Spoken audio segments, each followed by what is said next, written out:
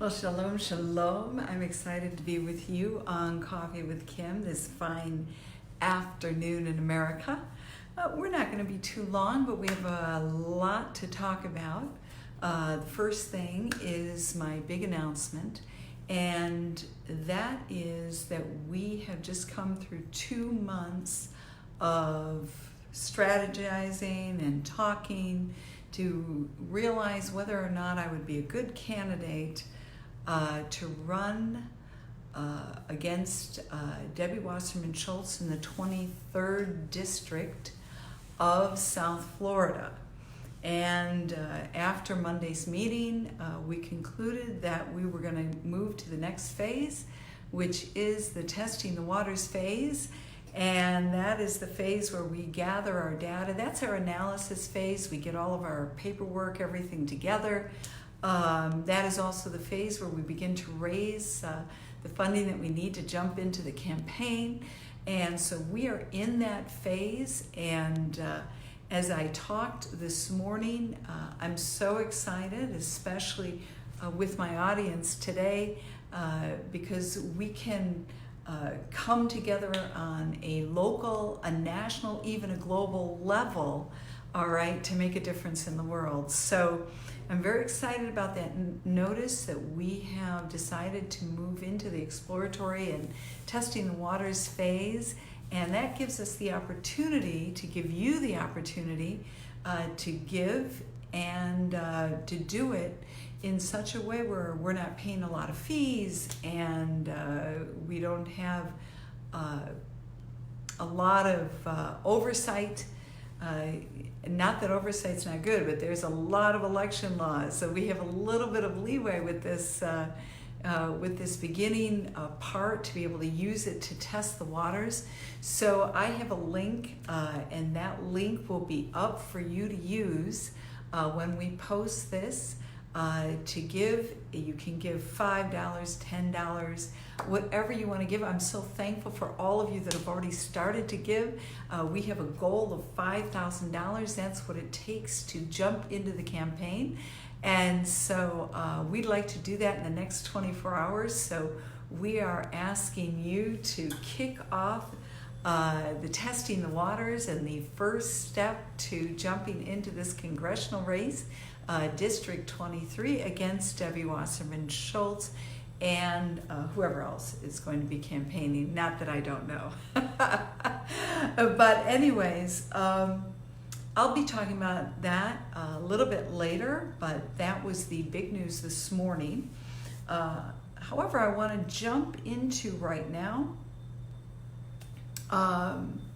the events today at our crowd. Now, I have to tell you, I do go to a lot of events, connect with a lot of people, a lot.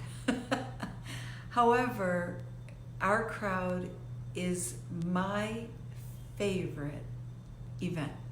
The Our Crowd Summit takes place once a year, and it's where investors from all over the world come to meet with Israeli startups. So this is just one of the most energized, innovative, forward-thinking moments that anyone can step into when you step into the Our Crowd event. In fact, on my way over to the event, I actually had to run a quick errand. So I ran the errand real quick this morning, and I ran into 2 men from Mexico that were walking over to the event. So I showed them where it was, and we got to talking about what they're doing in Mexico. Between Mexico, they were a group of investors from Mexico joining forces with Israeli startups here, tech startups. However, they are also working on a project in Aventura, Florida. How cool is that, huh? So we talked about that. I got their card, and we're going to be in touch regarding some very cool projects, potential projects happening in Florida. So that was a very, very cool moment this morning. So the two key words that were at the Our Crowd event today, and once again, for those of you not familiar with what the Our Crowd event is, it's an event that was started by a man named John Medved, somebody I met maybe, I'm not kidding, 15, 20 years ago in his living room when he had a concept, an idea that today is unbelievable. And so this concept actually connects investors with startups in every phase, from the beginning seed stage of a startup to the growth phase, to the exit phase, which is when a startup gets bought out, or funded, and then of course massively grows and comes into the stock market, and of course the stock does very, very well. In fact, of all the things I didn't know, I wish I would have been on top of this. Beyond Meat, I don't know if you've ever had the Beyond Burger. It's absolutely incredible. You can buy it now in Target and Whole Foods in Florida. It's called Beyond Meat. It's just delicious. It's nutritious, packed with protein. But last year they had the Beyond Burger at the Our Crowd, and so I think they sold. They didn't sell. You don't sell. I mean, they had that available for lunch. I think 2,500 burgers were eaten during that time period. Well, when Beyond Burger became part of the market, I think it was, the share was $11. And I don't know how many years ago that was. I really don't. But I can tell you today that Beyond Burger's shares on the stock market are somewhere between $100 and $110. So there you go, folks. And so this is what happens at the Our Crowd. There's a lot of education, there's teaching, there's breakout sessions. You get to meet the startups, you get to meet the investors. It's a lot of one-on-one meetings that go on at this conference between investors and startups. Plus there's, all the startups are able to have little booths, and you get to meet them, and you get to know the companies that you're investing in. Just an excellent, excellent program. So that's Our Crowd. So I was there all day today, and I want to just bring to you some highlights. The theme this year was startups, going beyond. And I thought, I am looking for the right 4-letter theme. I mean, I've had a lot of ideas, for driving the race. But my idea all along has had to do with the fact that we're coming into a decade of destiny, which was highlighted over and over and over again at this conference today. One of the things that was very, very notable is that they were not looking at what's going on in 2020. They were looking and envisioning a 10-year period. And that's exactly how I started from 5780, when we had the Jewish New Year last year, to the New Year this year. I have been thinking 10 years out, envisioning 10 years out, and I think that this was so pronounced today, this 10-year vision. And they were looking at the fact that we're driving not only a new decade, but we are actually on the precipice of what is known as the 4th Industrial Revolution. So you have to understand that every industrial revolution has brought with it massive change, quick change. Now, of course, much quicker today because of changes in technology than it was in the beginning. But the Industrial Revolution's what brought the light bulb, the train, transportation changes. And we're going to see massive transportation changes in the next 10 years. We are going to see flying cars. By the end of this 10-year decade, we are going to see flying cars. And so there are going to be some massive changes. We're going to see massive public transportation changes over the next 10 years. I mean, there are just things that are going to take us beyond our comfort zone, and we are going to go beyond what we know traditionally. And I think it's so important that we understand and are positioned to know how to integrate these, to integrate the past, the present, and to integrate that with future vision, and also to really start getting a vision that will challenge us and take us beyond the status quo. You know, we have a joke right now because of immigration, migration, immigration. Everyone wants to come to America. And I always say, and people say, well, that's a no-brainer, Cam. I say, everyone can't come to America. We cannot physically fit the entire world in America. And folks, believe me, every person on the face of the earth, maybe a few little renegades here and a few little renegades there, they want to come to America. We can't come to America. We can't fit them all. But we can take America to them. We can take the American dream out. It requires innovation, forward thinking.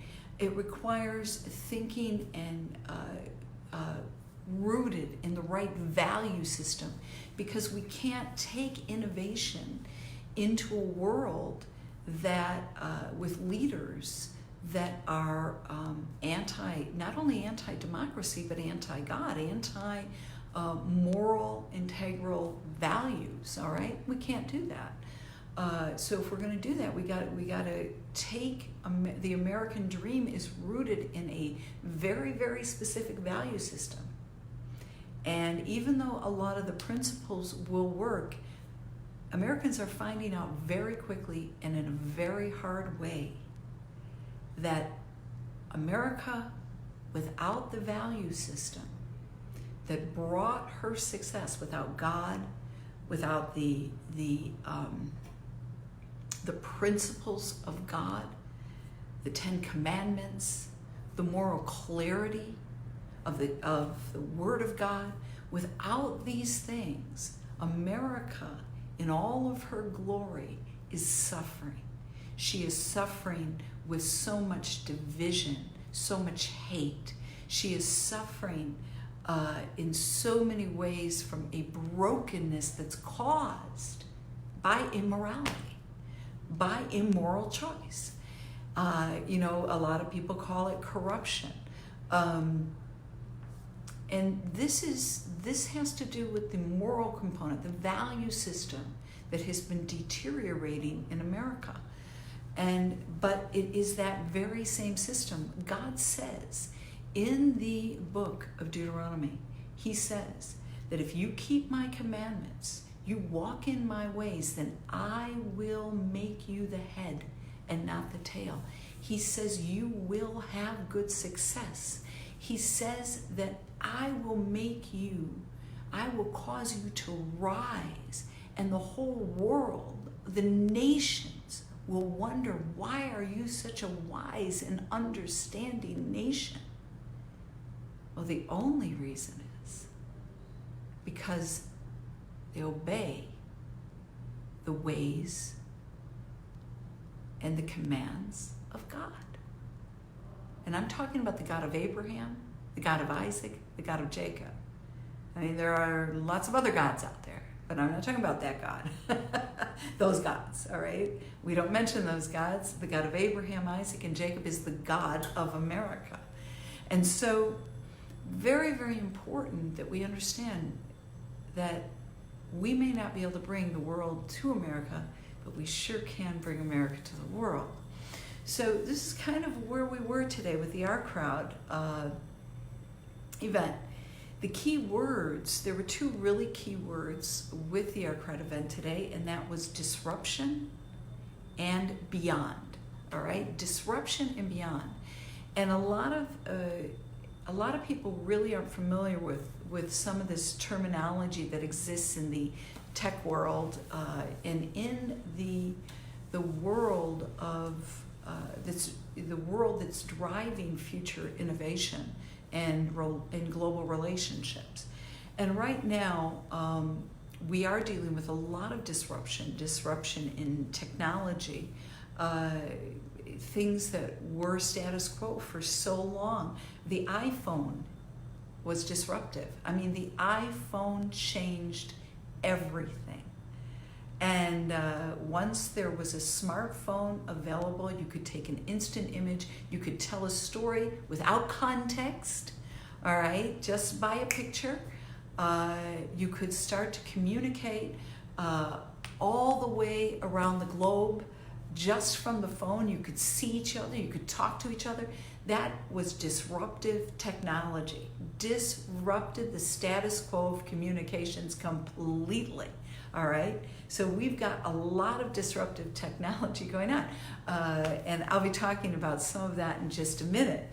All right, so the other key word today was beyond, going beyond, and I really think that describes it. I mean, even if we're looking at a potential campaign here in South Florida,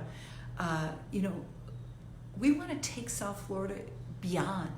All right, we want to go beyond, and I thought about the areas that were talked about today, about beyond, even using disruptive technology, going beyond. First of all, agriculture. We talked about going beyond in the realm of agriculture. A company was highlighted today named CropX. That was the ability to get real-time readings of the soil, of how much water it needs, what's happening with the crops, concerning the weather. I mean, all real time. You do a little test, it comes right out on your phone, it gives you the statistics. It was really rocking. All right, well, that's disruptive. You might think, well, it's different. It allows the farmer more time freedom, more real-time data than he's ever been able to get on his own. But however, farmers are pretty intuitive, but they still have to, they lean on that intuition, but they have to go out and they check the soil. They have to go out into the, crops and see what's going on. So this gives them the ability to do a lot of that at the tip of their fingers. So that was going beyond with agriculture. Today, I talked with a company that is going beyond in aviation. Oh my God, this was so cool. It's been tested now with El Al, being tested with Ben Gurion. This is a database of analysis that will help airlines and hubs, all right, save millions, if not billions of dollars just by being able to keep flights on time. Most of the flights that are not on time are not because of it. If you travel a lot, you know this is true. It's not because of the weather, all right? It's mostly because of the problems in the coordination of services, all right? Like, you've got your food services, the planes have to be checked over mechanically, they have to be fuel services. I mean, you have all these different baggage, okay? All of these different components that make up a flight. And so this company has created an app and created a brilliant AI digital analysis that will absolutely transform and really help streamline the services and the airlines to save them a ton of money and show them how they can actually do coordinated efforts to keep flights on time. It was brilliant. I talked to also another organization. It was really incredible. It's called Empower Africa Business Network. What they're doing with Africa is just staggering, really, really cool. We also looked at going beyond in banking, where they are now creating a banking system for the unbanked. This is for the areas that are of low income, third world countries, people that have no banking system. And then we have going beyond in education. This was absolutely brilliant. I talked to them also. This is something that would be so beneficial for South Florida in the educational system because it is an AI learning system. I think it was called MagnaLearn.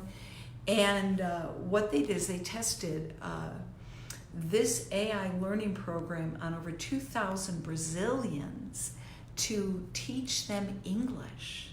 And it had such a high success rate that it helped, and it really helped the children to get a handle on English while they were living in Brazil.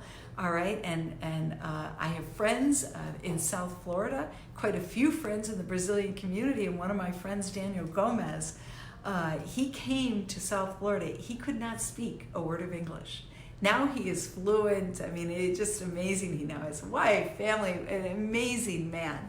But he couldn't speak in English. And here is a new AI system that will improve, all right, the quality of education for our children. And in South Florida, we have so many children that are from South America that this is going to be a game changer, because if we can improve their English, we are going to be able to improve the quality of their education immensely. So this is really a game changer. I loved it. We are going beyond in education. Going beyond in the environment. This was absolutely key. I know we're looking at climate change issues. We're looking at a lot of eco issues all over the earth. You know, how we can improve the environment. Some of it is politically driven. Some of it is something we have to take and consider. So when we're looking at the going beyond today, we looked at industrial waste that's being used for animal feed. That was pretty cool. We are looking at also, there are so many different companies that are creating ways to create biofuel. So you take your own waste, all your fruits, in like a compost pile in your backyard, and when that compost pile is crushed, it actually becomes fuel that can fuel, it's gas. You can have gas burners fueled by your own kitchen waste. I mean, so this is the biogas fuels, and so we're going beyond in the environment to create a much healthier environmental avenue for the people, to get rid of all these chemicals that are destroying the health of so many people. I just really, really like environmental issues. And then we're going to go beyond in medicine, and that was really cool because Miami, Florida was highlighted today because we are going to be the very first hospital, and it's the Children's Hospital in Miami, that is going to carry the OLO, which is a new way to take blood. And what you do is you do a prick of the finger, and then the blood from the finger prick is actually inserted into the machine, and within 10 minutes you get a complete blood printout. So no longer do you have to schedule another appointment to come back and hear from the doctor, but you're going to be able to get your blood taken in real time. You're going to get the results in real time, and in one doctor's visit, you are going to be able to not only get your diagnosis, but also your treatment. So very powerful, and this is happening in Miami, Florida. We are the first. Brilliant. All right, we're going to go beyond in the issue of money. Now, this is something that is actually really a kind of a plan. It's an idea that I have been thinking a lot about in the realm of capitalism, venture capitalism. And it was discussed so much today because venture capitalism without the human and social responsibility element, has fueled some real corruption issues that have been highlighted in America. And you know, the pluses of venture capitalism have been really in the background in light of the issues with Wall Street and people being paid astronomical amounts of money while other people are not taken care of equitably. And of course, people are making a lot of money, but they're not taking care of or being socially responsible. And, you know, in God's laws, all right, He has set everything up in such a way that every need is met. Now, not equitably in the way that, you know, socialism or communism wants equity. That's not real equity. Everybody's been given talents, some 10, some 5, some 2, some 1. Everybody has talents. You can do what you want with your talents. That is the whole purpose of even the American dream, is that you can become, you can utilize your talents, you can grow in your skill sets, you can envision your future, and you can make it happen. That is the essence of the American dream. But that's the essence of the way God created you in His image, to create and to become and to be. All right?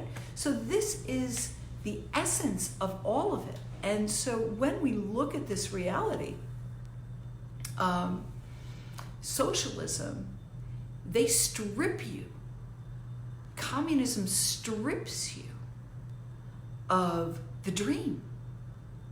It puts you into a box. It tells you what you're going to be, and it caps off your abilities according maybe to the testing you get, like an SAT test or an FAT. You know, it's very interesting. Over in many foreign countries, they will test you, and if you test poorly, you actually stay in like category C of the society.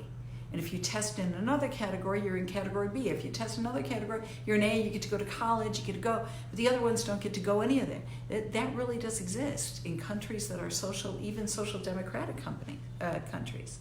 So the person that tests out in the C, D, and E range, one of the things they find is that they're committing suicide at very high levels, kids that are testing poorly.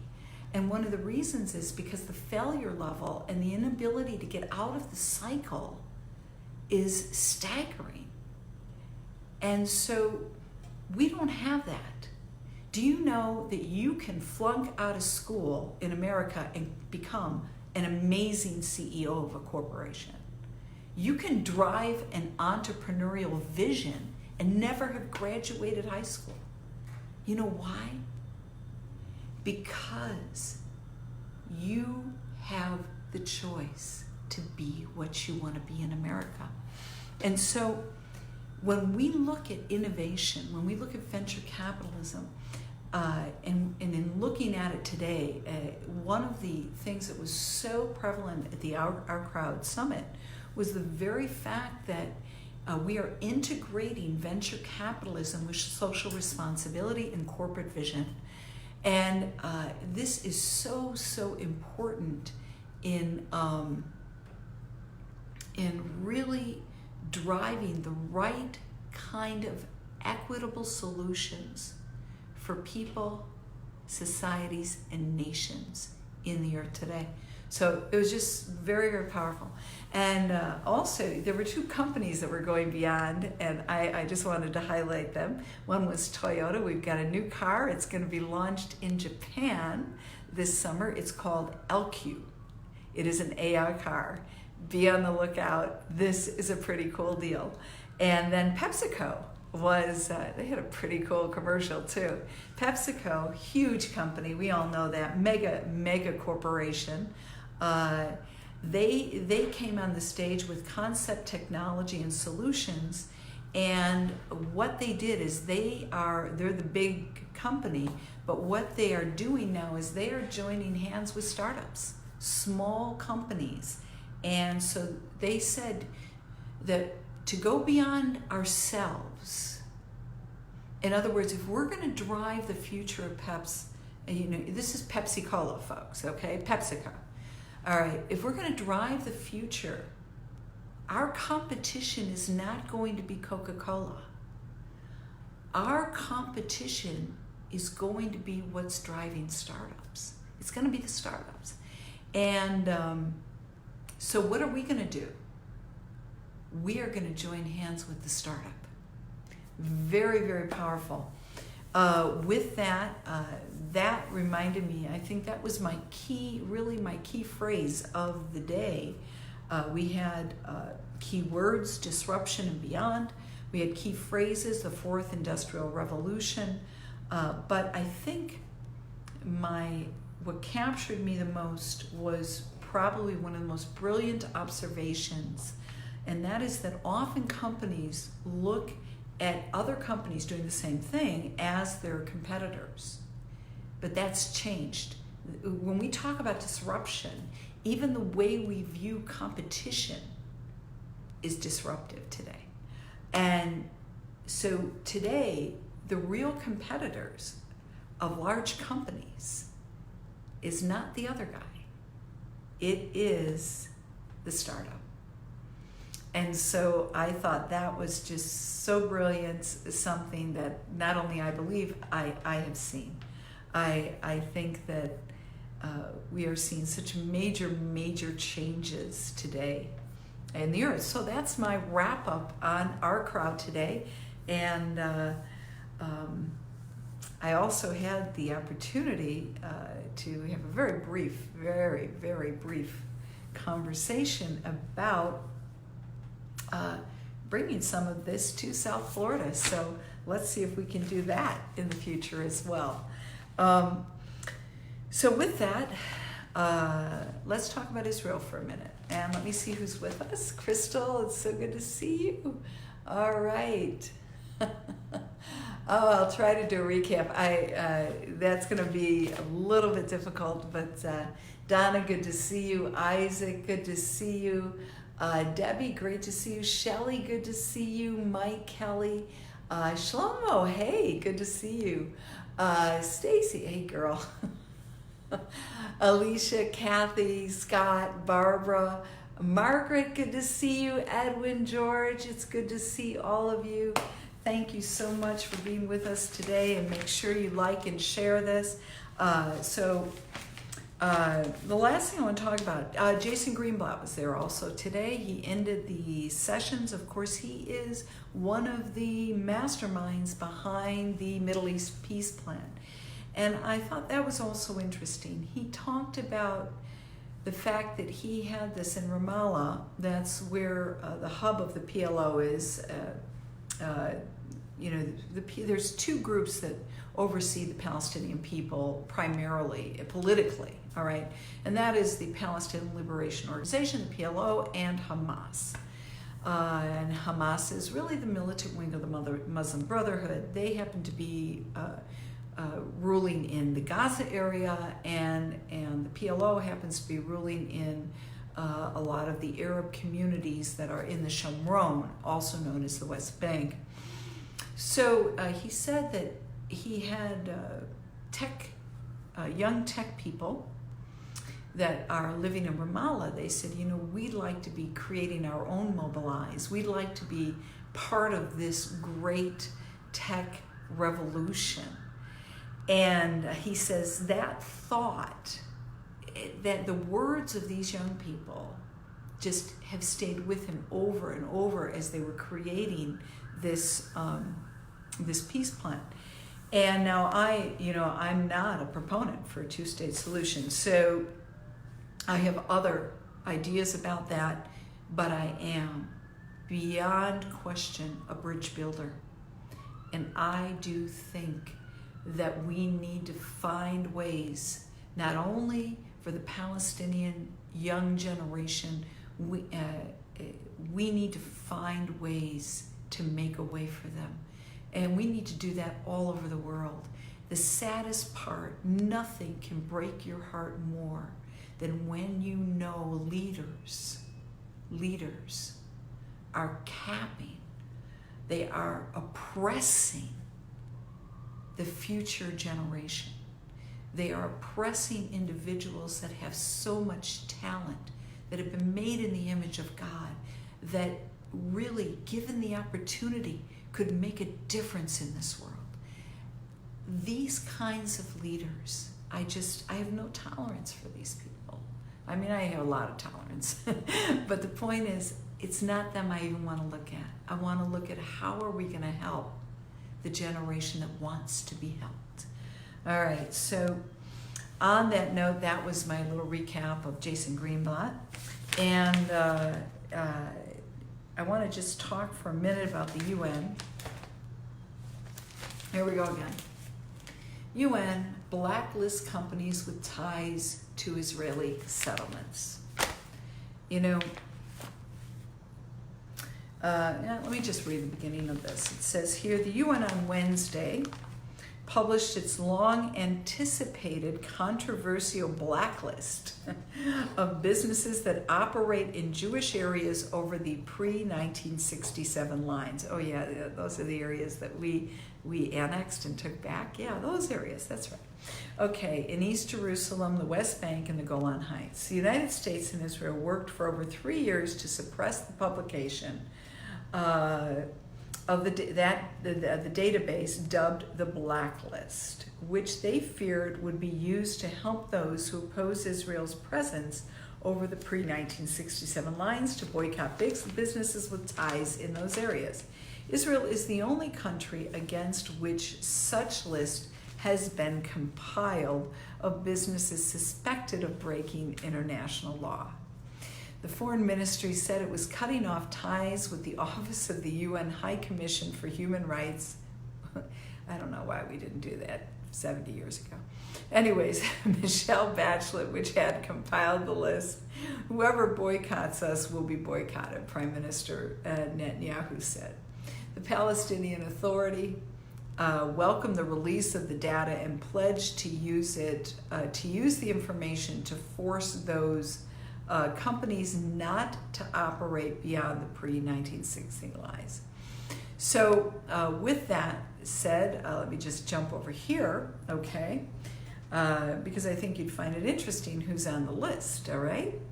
The publication of the list comes in the aftermath of the Trump administration's recognition of that the West Bank settlements are not illegal, and 80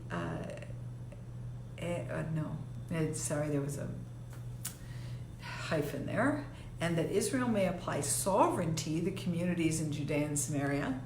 The U.S. It says among the companies listed are, all right, General Mills, producing products like Cheerios, Haagen-Dazs ice cream, American hospitality company Airbnb, communications companies Motorola Solutions, and transportation company Egged. So there's some pretty big people on the blacklist, Mark, and if I were those companies, seriously, I would just boycott the UN. It's easy. You know, we can leverage what we have. Tit for tat. All right, everybody. So that is what we have right now. Amanda, all right, and Eunice, it's good to see you. Janet, great to see you. Crystal, all right. So to recap today, I think there was one more thing. Let me just run over here that I was going to talk to you about. In South Florida, that's right. I was going to talk to you about this one thing that's happening in South Florida in the North Miami Beach Police Department, which would be essentially a part of the 23rd District. So this would be part of the district that ultimately I would be running in. And they had a ransomware attack.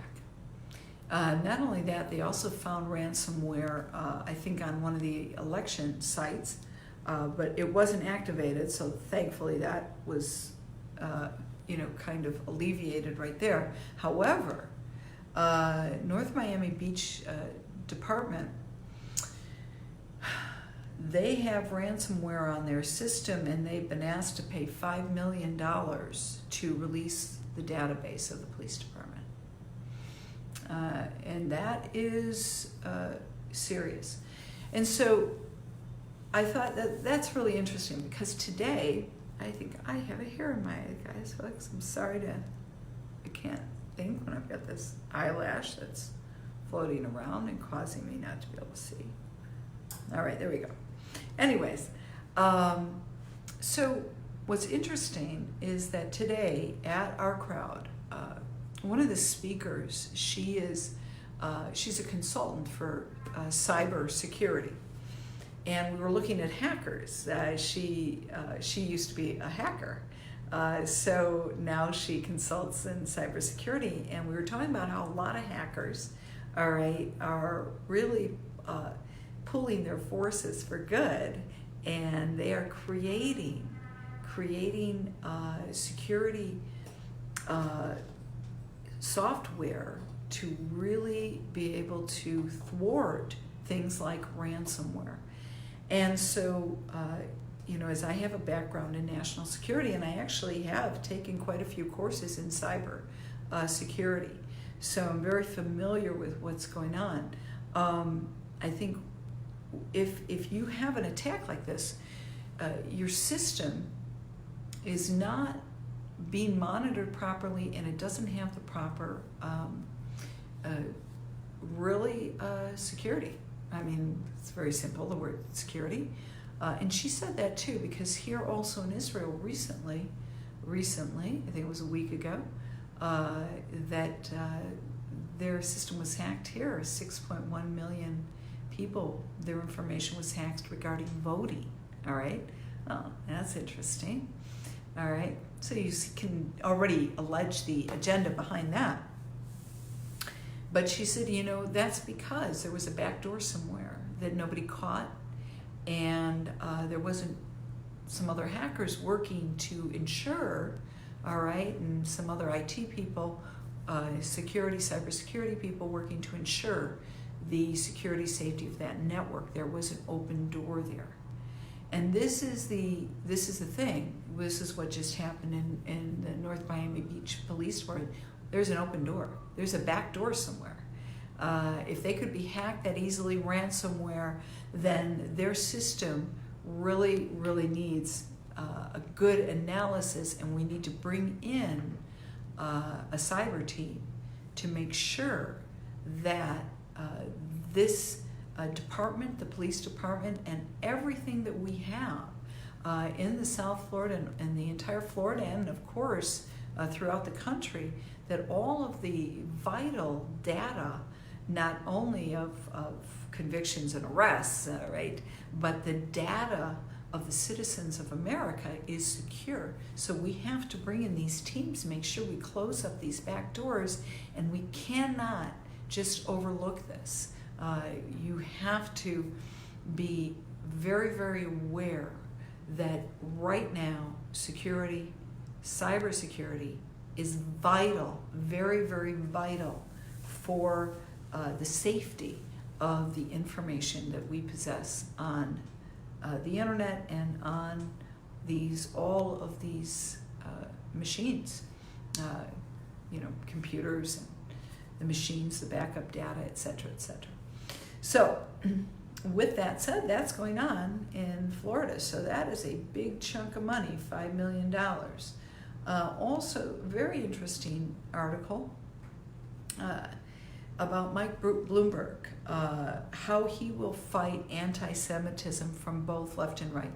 I'm going to give an analysis on that article, not now because we're at our time limit, all right? But I am going to give an analysis on it. I'm going to read it to you and give you my analysis, because it's very, very interesting how Michael Bloomberg is thinking. He's thinking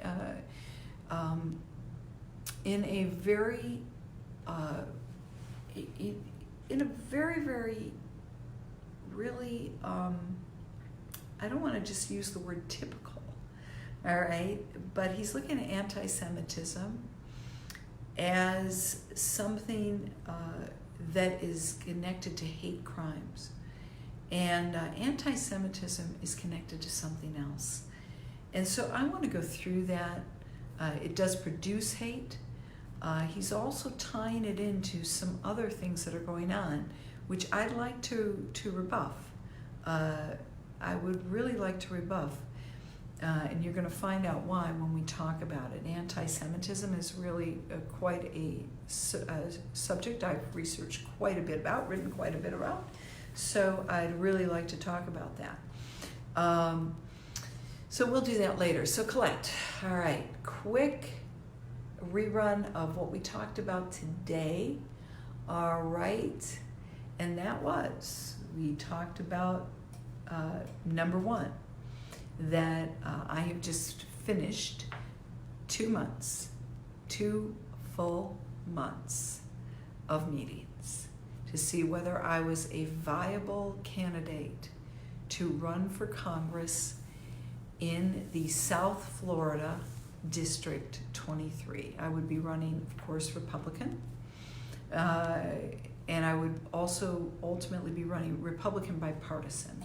So as a bridge builder, because South Florida really has one of the most amazing communities, and the last thing we'd ever want to see is a split community there, because we're movers and shakers, and I think we're about to go beyond, all right? And so really, really want to be able to build those bridges. After those meetings, the last one being Monday, we decided to move forward. And so I'm working on all the paperwork right now. Everything is going in the mix. And we are now taking the opportunity that the election committee gives you to test the waters, which is to gather all your data, to gather your campaign supporters, to take a look at the district.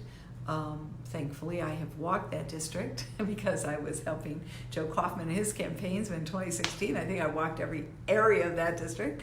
Definitely the Miami part of it, Miami-Dade. So I know a lot about that district, and I have a lot of people to meet in the district. Very, very excited about that.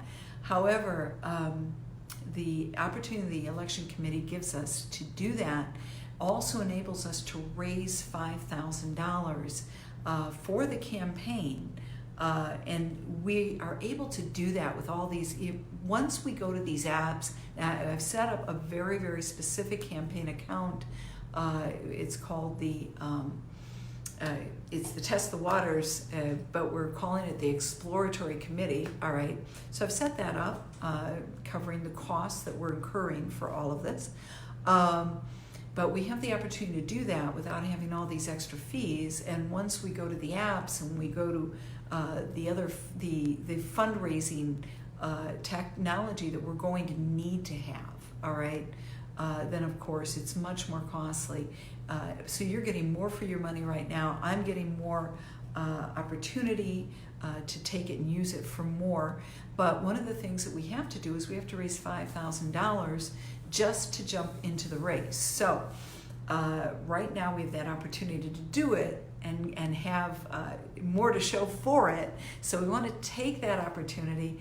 And so I have put together a donation link, and you can donate $5, $10 with our group.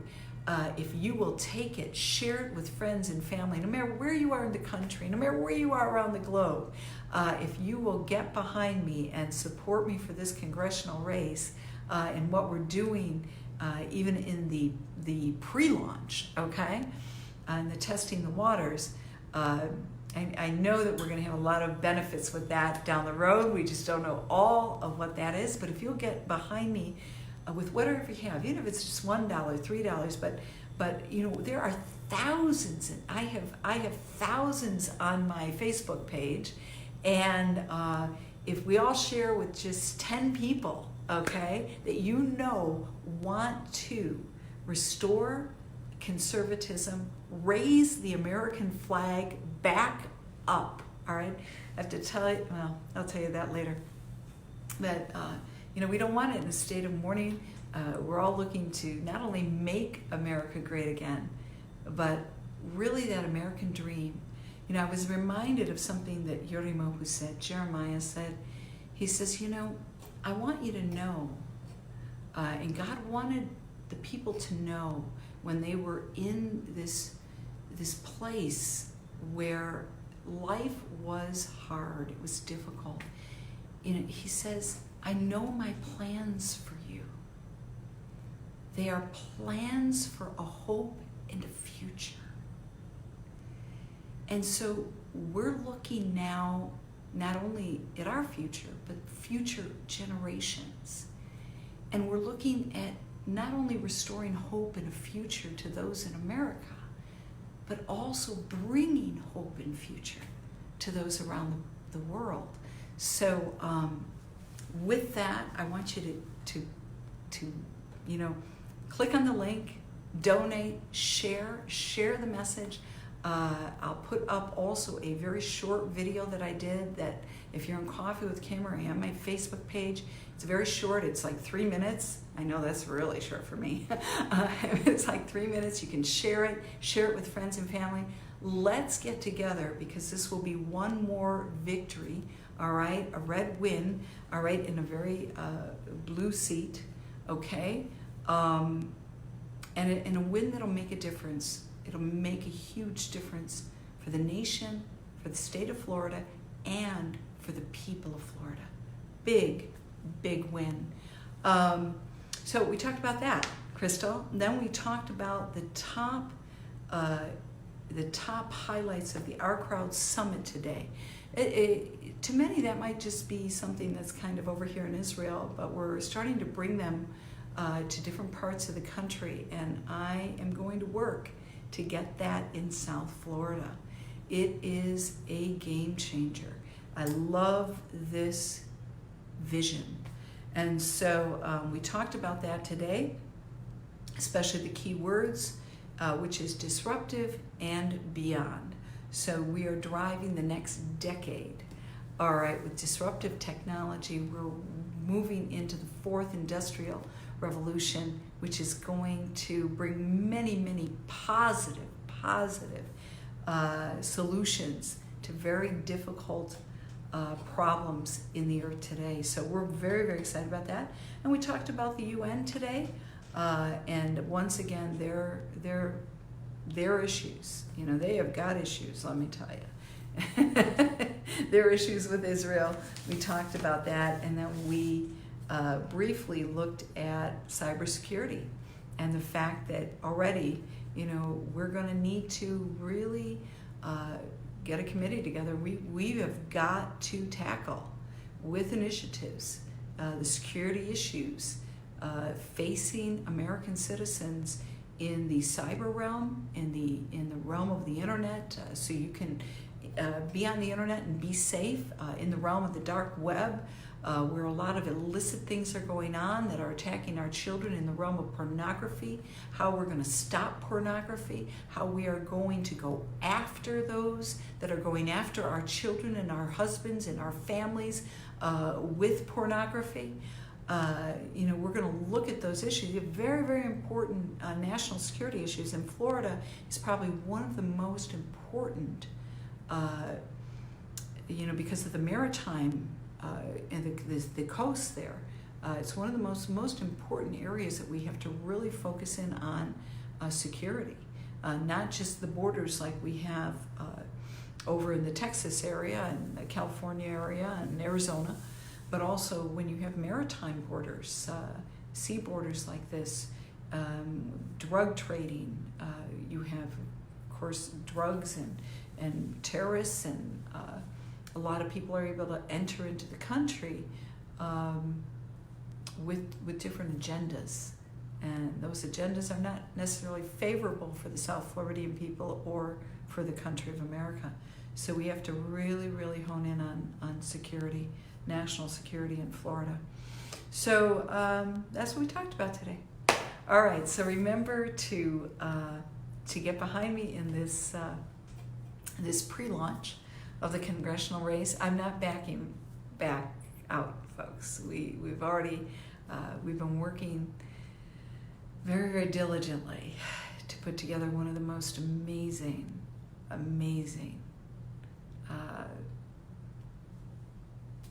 campaigns. We're not there yet. We're now in that testing the water stage. So get behind this and help me move this campaign forward. I know that you're with me on this. We're doing it together, and we're doing it for America. As the president said, make America great again. So let's make America great. Rachel, it's so good to see you. Crystal, it's so good to see you. Chris, it's so good to see you. Hilda, great to see you. Crystal said, nothing is really secure. Yeah, there are things that are secure. I know that you know, it's one of the things that is secure. What's secure is the Word of God. You know, the coronavirus, I've already shared this with everybody, but the coronavirus, it's now dubbed SARS, and then COR, I think it's V2 dash something, all right? So it's a strain of SARS, and I lived in Asia during the SARS epidemic, and I wrote a song of Tehillim 91, Psalm 91. I quoted it. I created business cards, or a little bit bigger than business cards, with Psalm 91. I passed them to everybody I knew. Everybody that was in my sphere when we were in the public, I'd pass them out. Why were we doing that? Because there's a promise in Psalm 91 that says no plague, no pestilence, no terror shall come nigh your dwelling. So I don't know about you, but I quote that over my family and myself every single day from this day until we stop the coronavirus. But that promise that Hashem made to us, that promise that God made, that's secure. That's secure, folks. You know, God said his promises, his word is yea and amen. All right? So that's a promise. And so there are things that are secure, but usually we find them outside of ourselves. And within ourselves, not too much secure. And I know you're talking about security when we're looking at the unseen world of the internet, the digital world, all right? The AI world, all right? No. There's going to always be good and evil, period. There's going to always be good and evil. When Adam and Eve ate of the tree of the knowledge of good and evil entered into the world and into the consciousness of mankind. And so man has a choice. In the conscience of mankind, there is choice. And they can choose evil, they can choose good. And you can be a hacker for good, you can be a hacker for bad. You can use the internet for good, you can use the internet for bad. You can use the internet to build people, educate people, take people farther than they ever dreamed they could go. Or you can use the internet to destroy children and the minds of men and women through pornography and other illicit acts. So there's always going to be good and evil. And we have to always remember that. And we have to choose good. So with that, Lila, how are you doing in Brazil? I talked about Brazil today, so really good to hear from you. Andrea, so good to see you. All right, Janet, Amanda, Janice, it's good to see you, and I think we're back. Donna, good to see you. Isaac, and we're back to everyone from the beginning. Lionel and Lori, good to see you guys. All right, everybody. So on that note, I am going to let everybody go, and we're going to say good night, shalom, and wow, it's I think I've been on for a long time. Anyways, it is 22:11 here. So, all right, remember, all right, to click on the link. I'll put it up when this goes up. Click on the link, donate, even if it's your $1, your $3, $5, whatever you, and I want to thank everyone who's already donated, and I want to see if we can hit that $5,000 in the next 24 hours. So let's do it, share, like, and let's make a difference in this congressional race that is going on all over the country. Let's give the president what he needs to really make a difference in the earth. So thank you so much, and I love all of you, and I will see you tomorrow. God bless. Bye-bye.